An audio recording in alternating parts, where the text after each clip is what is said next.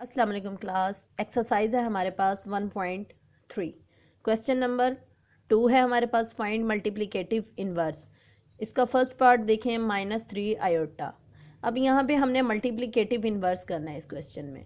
अब यहाँ पर इसका कोई नंबर नहीं है यहाँ पे, तो हम लेट कर लेते हैं यहाँ पे जीरो के साथ, 0 - 3 आयोटा।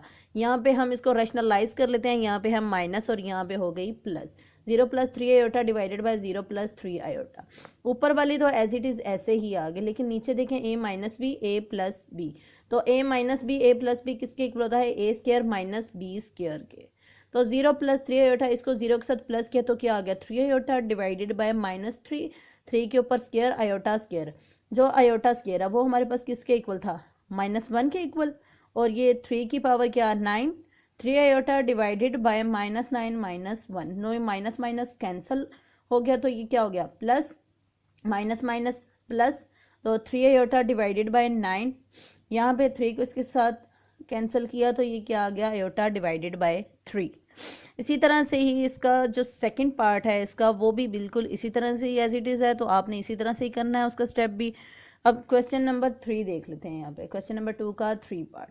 -3 - 5 आयोटा, बिल्कुल यही वाले स्टेप हैं इसमें। ये देखें, इसको हमने पहले रैशनलाइज कर लेना है इस तरह से, और यहाँ पर a² - b²। ये देखें 3 3 ज़ार 9 - 25, तो ये आयोटा स्क्वायर किसके इक्वल था हमारे पास, -1 के, तो ये माइनस माइनस प्लस हो गया। -3 + 5 आयोटा डिवाइडेड बाय 9 + 25, तो ये कितने होंगे हमारे पास, 34। तो यहाँ से -3 डिवाइडेड बाय 34 को हमने सेपरेट कर लिया, और इधर से 5 आयोटा डिवाइडेड बाय 34 को हमने सेपरेट कर लिया। इसी तरह से ही क्वेश्चन नंबर 3 देखें, इसका सिंप्लीफाई करना है। आयोटा ऊपर वैल्यू है 101, 101, कोई भी यहाँ पे वैल्यू दे सकते हैं वो। और अब यहाँ पे वैल्यू है इस क्वेश्चन में 101, इसका फर्स्ट पार्ट। अगर हम इसको सेपरेट करें तो हम इसको इस तरह से लिख सकते हैं, जो ये डॉट का निशान है ये मल्टीप्लाई का निशान होता है। तो इस 100 को हमने इस तरह से सेपरेट कर दिया। 2 को 50 के साथ मल्टीप्लाई करें तो 100 आता है।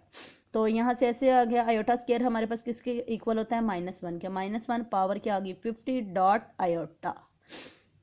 तो ये क्या ऊपर नंबर है 50, तो इवन नंबर है, इवन नंबर हो तो क्या आता है, 1 आता है। तो 1 को मल्टीप्लाई किया आयोटा के साथ तो क्या आ गया, आयोटा। इसी तरह से ही इसका क्वेश्चन नंबर 3 का जो सेकंड और थर्ड पार्ट है वो भी इसी तरह से है। अब इसका 4 पार्ट देखें, आयोटा ऊपर पावर क्या आ गई, नेगेटिव -10 में, तो ये इस तरह से हमने लिख लिया। अब इसकी पावर को सेपरेट करके इस तरह से लिख लिया, 2 यहाँ पे और 5 अंदर, 5 बाहर। और आयोटा से स्क्वायर किसके इक्वल होता है हमारे पास, -1 के। तो -1 के ऊपर 5 क्या, नेगेटिव, तो क्या आएगा, -1। क्वेश्चन नंबर 4 देखें, क्वेश्चन नंबर 4 क्या है हमारे पास, prove that z⁻ is equal to z if z is real. अब हमने प्रूव करना है z⁻ is equal to z, और वो रियल नंबर, और रियल क्या होता है, जिसमें आयोटा ना आए। तो अब यहाँ पे हम दो इक्वेशंस ले लेते हैं, z is equal to a + iota b, और z⁻ ले लेते हैं इसका conjugate a - iota b। Equation 1 का नेम दे दिया इसको, और इसको इक्वेशन नंबर 2 का नेम दे दिया। तो ऊपर क्या कहा था उन्होंने, इसको इक्वल करना है, तो यहाँ पे हमने इक्वल रख लिया, इसकी वैल्यू लिख ली और इसकी वैल्यू लिख ली। तो यहाँ से ये वाला a इधर आ गया और ये वाला b उधर चला गया, ये और ये कैंसिल, ये 0 हो गया, इज इक्वल टू, तो ये क्या आ गया, 2 आयोटा b। तो b की वैल्यू क्या आई हमारे पास, 0। तो अब यहाँ से z क्या था हमारे पास, z is equal to a + iota b। तो b की वैल्यू इसमें पुट की तो वो z इज इक्वल टू 0 आ गई, यहाँ से z की वैल्यू क्या आ गई है, a।